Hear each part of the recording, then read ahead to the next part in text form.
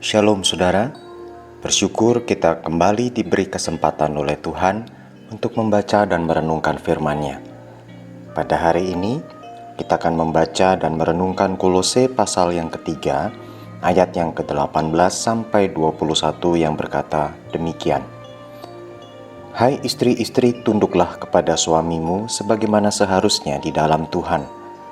Hai suami-suami, kasihilah istrimu dan janganlah berlaku kasar terhadap dia. Hai anak-anak, taatilah orang tuamu dalam segala hal, karena itulah yang indah di dalam Tuhan. Hai bapak-bapak, janganlah sakiti hati anakmu, supaya jangan tawar hatinya.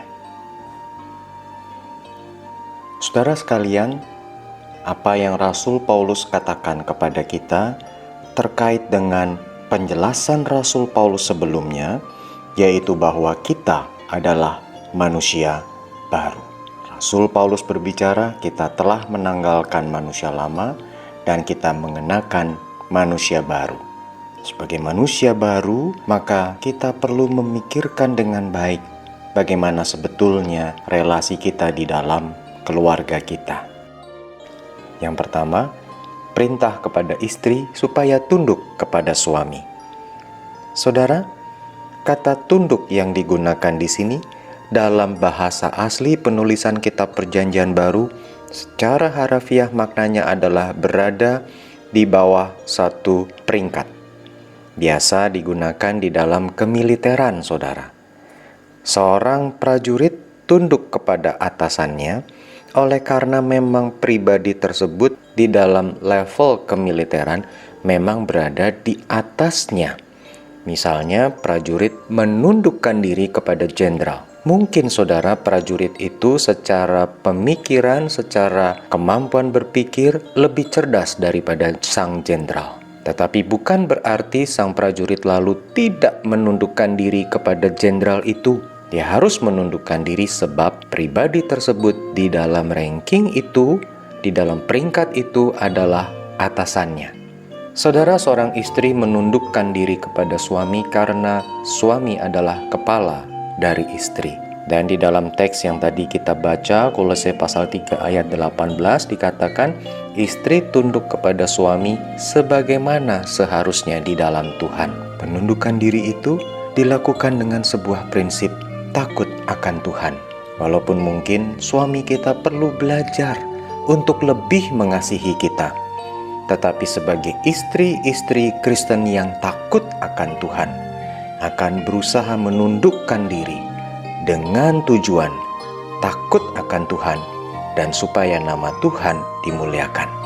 Yang kedua, perintah kepada suami supaya mengasihi istrinya. Saudara, perintah yang sama yang paralel dengan kitab Kolose pasal 3 ayat 19 kita dapat temukan di kitab Efesus pasal yang ke-5 ayatnya yang ke-25 sampai dengan ayat yang ke-30, di mana di sana diperintahkan kepada suami supaya mengasihi istri seperti Kristus mengasihi jemaat. Kasih Kristus kepada jemaat adalah kasih yang kita kenal sebagai kasih unconditional. Kasih yang menyebabkan Kristus mau berkorban bagi manusia yang Dia kasihi. Maka saudara, dari perintah ini, suami diminta untuk mengasihi istri walaupun istri tidak mampu untuk sepenuhnya menyenangkan hati suami. Mungkin istri kita perlu belajar untuk lebih menundukkan diri. Tetapi seorang suami Kristen yang baik, dia akan belajar untuk tetap mengasihi istri seperti yang Tuhan itu mau. Sebab dia melakukannya atas dasar takut akan Tuhan. Ketiga, perintah kepada anak-anak supaya menaati orang tuanya di dalam segala hal. Artinya saudara, di sini bukan cuma berbicara ketika seseorang itu masih di dalam fase kanak-kanak atau remaja, tetapi menghormati orang tua dalam segala hal, termasuk ketika orang tua itu sudah memasuki usia indah. Kalau kita berbicara relasi antara anak dengan orang tua, maka selalu terjadi yang disebut sebagai kesenjangan generasi, generation gap. sehingga anak-anak cenderung merasa bahwa orang tuanya itu tidak mengerti dunianya. Orang tua itu ketinggalan zaman.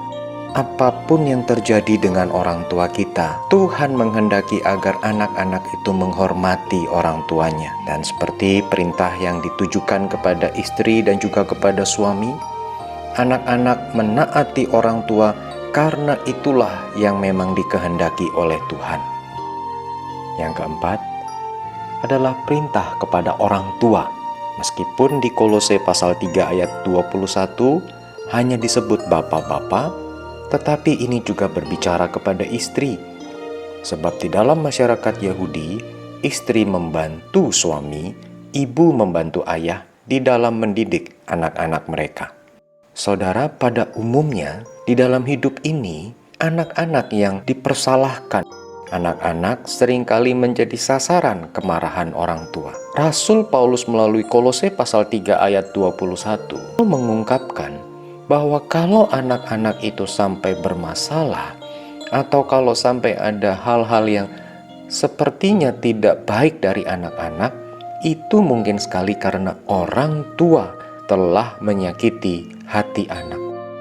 Mungkin karena orang tua terlalu kasar, orang tua dominan, orang tua tidak mau mendengarkan anak, sehingga hati anak itu menjadi tawar. Orang tua diberikan oleh Allah sebuah hak istimewa, milik pusaka Allah. Demikian dikatakan di dalam Mazmur nomor 127, yaitu anak-anak untuk dikasihi, untuk dididik, diarahkan seperti yang Tuhan itu mau. Meskipun bukan berarti orang tua kemudian memanjakan anak, karena Alkitab juga memberitahu orang tua yang mengasihi anak adalah orang tua yang siap mendisiplin anaknya. Tetapi biar bagaimanapun, jangan sampai anak tawar hati. Orang tua mesti seimbang antara memberi kasih dengan mendisiplin, antara mengarahkan anak dengan mendukung anak. Dengan adanya keseimbangan, anak-anak akan berkembang dengan baik. Saudara, di masa pandemi ini, mari kita terus memupuk relasi di dalam keluarga dengan cara melakukan peran kita sesuai yang dikatakan oleh Rasul Paulus di kitab Kolose pasal 3 ayat 18-21 yang kita renungkan hari ini. Mari bersama-sama kita terus pupuk relasi di dalam keluarga, kiranya Tuhan memberkati, dan mari kita berdoa. Tuhan berkati seluruh keluarga, tuntun dan pimpin. Biarlah keluarga Kristen dimanapun yang mendengarkan renungan ini boleh terus bertumbuh dewasa di dalam Tuhan. Dalam nama Tuhan Yesus, berkat kasih karunia dari Tuhan melalui kehadiran Allah Roh Kudus pada diri setiap umat-Mu. Terpujilah Tuhan. Amin. Tuhan memberkati.